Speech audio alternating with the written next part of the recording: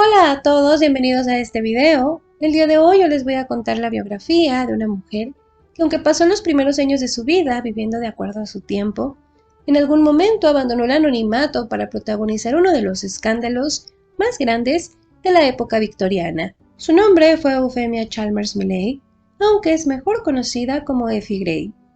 Nació el 7 de mayo de 1828 en Escocia, dentro de una familia no noble, pero sí de clase media alta. Su padre era el abogado adinerado George Gray y su madre era la socialite Sophia Margaret. Ambos, además de provenir de buenas familias, también eran seguidores del arte, por lo que permitieron que sus hijas actuaran como modelos para diferentes pintores. La familia también se relacionó en los círculos literarios más exclusivos, lo que provocó que se relacionaran con el escritor John Ruskin, que más tarde se convertiría en uno de los críticos y pensadores más importantes de su tiempo. La relación entre el escritor y la familia se volvió tan buena que para 1841, aunque Effie tenía solo 12 años, ya se había hecho un acuerdo extraoficial para que ella se casara con el escritor, pero desde luego que por su edad tuvieron que pasar varios años. Y la pareja finalmente se casó el 10 de abril de 1848. Effie tenía entonces 19 años y John Ruskin tenía 28. Para ese momento, la pareja ya había tenido la oportunidad de convivir en fiestas familiares, pero aún así, desde el inicio, el matrimonio fue descrito como distante. El matrimonio fue visiblemente poco amoroso. Por su parte, John no estaba contento con la unión matrimonial, principalmente porque la familia de Effie no tenía tanto dinero como él. Pero además, quedó claro que los esposos tenían formas de ver la vida completamente opuestas. Effie estaba siempre dispuesta para asistir a fiestas y socializar con gente, mientras que John Ruskin prefería la soledad y evitaba a toda costa la compañía de todos, incluyendo la de su esposa, quien, aunque fue descrita como atractiva, tenía una personalidad que a John le resultó escandalosa y molesta, y según los rumores, durante los primeros años de matrimonio, él permitía y fomentaba la amistad de Effie con otros hombres, aparentemente esperando que ella cometiera infidelidad y así él pudiera obtener una separación beneficiosa para él. Pero eso no llegó más lejos, por lo menos en ese momento. La pareja se mantuvo unida, aunque la relación personal estaba lejos de ser perfecta. Pero como eso era relativamente común entre las familias ricas de la época, la vida siguió su curso, pasaron varios años, hasta que John Everett Millay, un pintor sin mucha fortuna, se volvió académicamente cercano a John Ruskin. Y pronto Everett se volvió una visita constante en la casa de John Ruskin y Effie Gray, quien incluso sirvió como modelo para una de las pinturas de Everett. Bueno, oficialmente fue una porque Everett quedó tan encantado con la belleza de Effie que discretamente hizo muchos bocetos en su honor.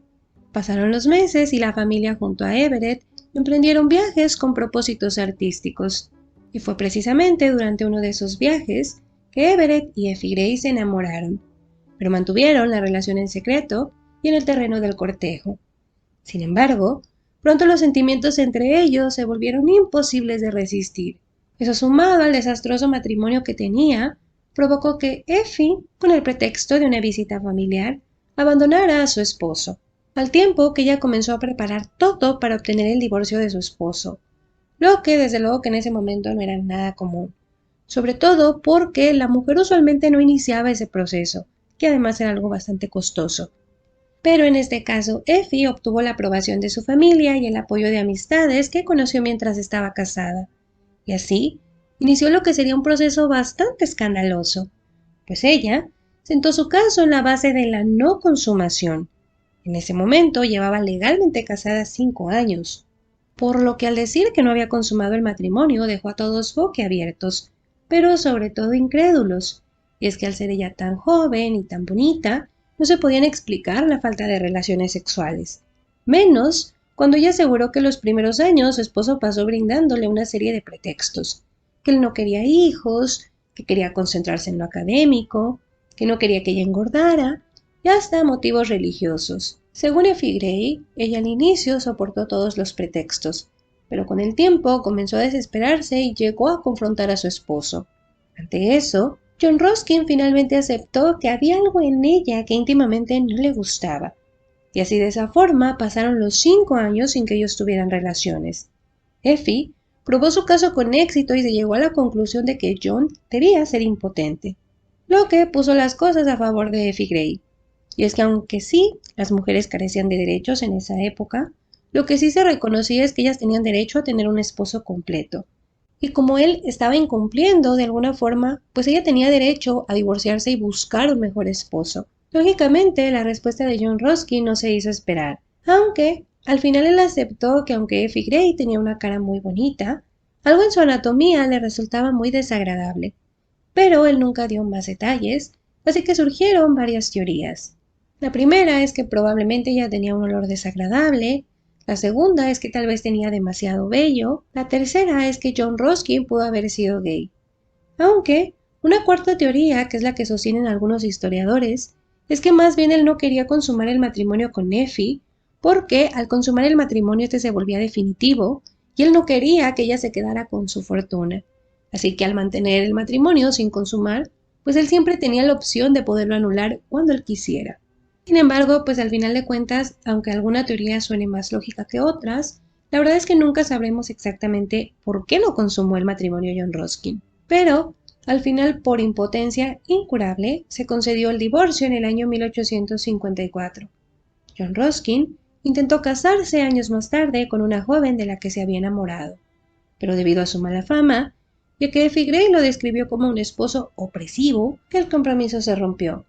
Por su parte, Effie Gray, quien realmente solo había ganado notoriedad por su enlace con John Ruskin, se había vuelto una mujer muy famosa por el divorcio, aunque muy impopular, y durante los años que siguieron, Effie tuvo que alejarse de la vida de sociedad, ya que fue rechazada y recibió muchísimas críticas. Sobre todo la acusaban de ser una oportunista. Pero ella dejó las críticas a un lado y de inmediato inició un noviazgo formal con John Everett. La pareja se casó en el año 1855 y al año siguiente tuvieron el que sería el primero de 8 hijos. Los esposos fueron felices y ella vivió enfocada en su vida familiar, impulsando y admirando el trabajo de su esposo, quien con los años ganó bastante reconocimiento en el mundo de la pintura. Effie siguió siendo su modelo, aunque una de sus hermanas menores, llamada Sofía, también comenzó a modelar para las pinturas de John Everett, quien con el paso de los años comenzó a pintar cada vez más a su cuñada y menos a su esposa, lo que desató rumores de infidelidad y discordia familiar. Rumores que, aunque fueron muy sonados en la época, pues no tienen evidencia en que sostenerse, sobre todo porque Sofía y Effie siguieron siendo hermanas bastante cercanas. Para el año 1885, John Everett recibió el nombramiento de la reina Victoria, por lo que a Effie se le dio derecho a ser llamada Lady, pero todavía siguió siendo rechazada por la mayor parte de la sociedad, incluyendo la nobleza. Finalmente, Effie murió el 23 de diciembre de 1897, casi 2 años después de haber enviudado. Y pues ese es el resumen de la biografía de Effie Gray, quien fue una mujer que se volvió famosa por haber obtenido su divorcio, no de esa forma tan escandalosa. Claro que también sus dos esposos fueron figuras muy reconocidas, uno en la literatura, otro en la pintura, aunque realmente ella pasa o deja su huella en la historia gracias a este polémico juicio, que desde luego que ella no es el primer caso, chicos, ni es el único caso que existe como este. Incluso desde la Edad Media no se tienen registros de mujeres que acudían precisamente a los tribunales para divorciarse, alegando que sus esposos no les cumplían en la cama, ¿no? Y entonces existía desde hace muchísimos siglos antes del caso de Effie, ya existía, ¿no?, esa opción de que por impotencia las mujeres se podían divorciar, y la mayoría de las veces lo hacían, ellas nada más tenían que probar su caso. Digo, esto fue evolucionando a medida que pasaron los años, no había unas formas muy controversiales en las que ellas tenían que probar su caso, pero si lo hacían, ellas obtenían la anulación, el divorcio, podían volver a casarse, e incluso era como que la sociedad las apapachaba, ¿no? Así como que, ay, bien, te puedes volver a casar. Y en cambio a los hombres, pues esta era una etiqueta bastante, bastante fuerte. Ellos ya después incluso tenían problemas para conseguir trabajo y demás. Pero, bueno, el caso de Effie pues también resalta mucho porque es la época victoriana, empiezan a surgir muchas novelas, obras de teatro y entonces su caso se vuelve mundialmente famoso. Actualmente de lo más famoso que ustedes pueden encontrar pues es una película que ahorita está disponible en Netflix, que en español se le dio el nombre de Effie Gray, un lío amoroso, pero pues no sé ustedes si ya la vieron, si les gustó, si no les gustó. A mí me parece que es un poquito como que carece un poco de sentimientos, no sé, no me gustó mucho el tono de la película a mí, pero creo que el contenido es bueno. Digo, por ahí pintan como mala, ¿no? A la suegra de Fee Grey, que de hecho pues no se menciona mucho de ella en las cartas, ¿no? Pero bueno, al final de cuentas pues es una buena representación de la historia. Hay muchísimas novelas, poemas y demás. Pero pues nada chicos, yo espero que les haya gustado el video y muchísimas gracias.